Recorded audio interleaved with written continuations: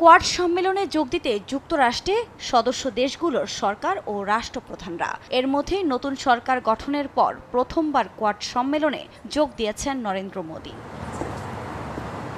যুক্তরাষ্ট্র পৌঁছেই কোয়াড সম্মেলনের ফাঁকে মার্কিন প্রেসিডেন্ট ভবনে সাইডলাইন বৈঠক করেন বাইডেন মোদি, যেখানে মোদিকে তার ঐতিহাসিক ইউক্রেন সফর এবং রাশিয়ার সঙ্গে যুদ্ধের মধ্যে শান্তির বার্তার জন্য প্রশংসা করেন মার্কিন প্রেসিডেন্ট। বৈঠকে গুরুত্ব পেয়েছে নিরাপত্তা পরিষদ, ঠিক তেমনি গুরুত্ব পেয়েছে মহাকাশ প্রযুক্তিও।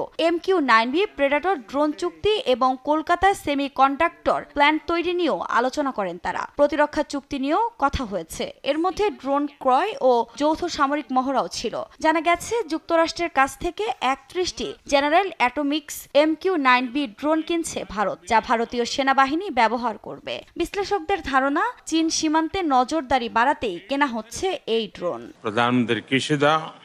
এদিকে বৈঠক শেষে সম্মেলনে যোগ দেন সদস্য দেশের নেতারা, যেখানে শান্তির আহ্বান জানান মোদি। हमारी बैठक ऐसे समय हो रही है जब विश्व तनावों और संघर्षों से घिरा हुआ है।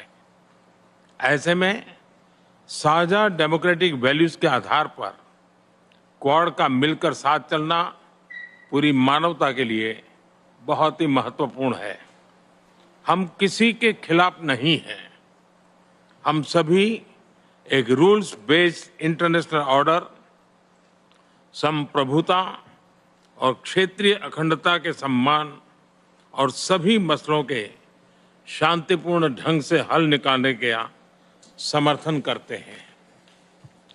फ्री, ओपन, इंक्लूसिव और प्रॉस्परस इंडो पैसिफिक हमारी साझा प्राथमिकता और साझा प्रतिबद्धता है। हमने मिलकर health security, critical and emerging technologies, climate change, capacity building जैसे क्षेत्रों में कई सकारात्मक और समावेशी इनिशिएटिव लिए हैं।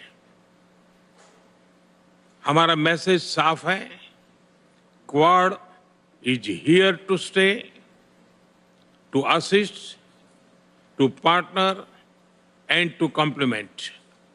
मैं एक बार फिर राष्ट्रपति बाइडेन और सभी साथियों का अभिवादन करता हूं। ভারতীয় প্রশান্ত মহাসাগরীয় অঞ্চলের নেতৃস্থানীয় 4 দেশের কোয়াড জোট নিয়ে চীনের উদ্বেগ বরাবরই। তবে একসময় এই জোট সামুদ্রিক ফেনার মতো বিলীন হয়ে যাবে এমনটাই বলে এসেছিল চীন। এমন পরিস্থিতিতে কোয়াড টিকিয়ে রাখার উপর গুরুত্ব দেন বাইডেন। আফরিন মৌ, নিউজ ডেস্ক, দেশ টিভি। I'm absolutely certain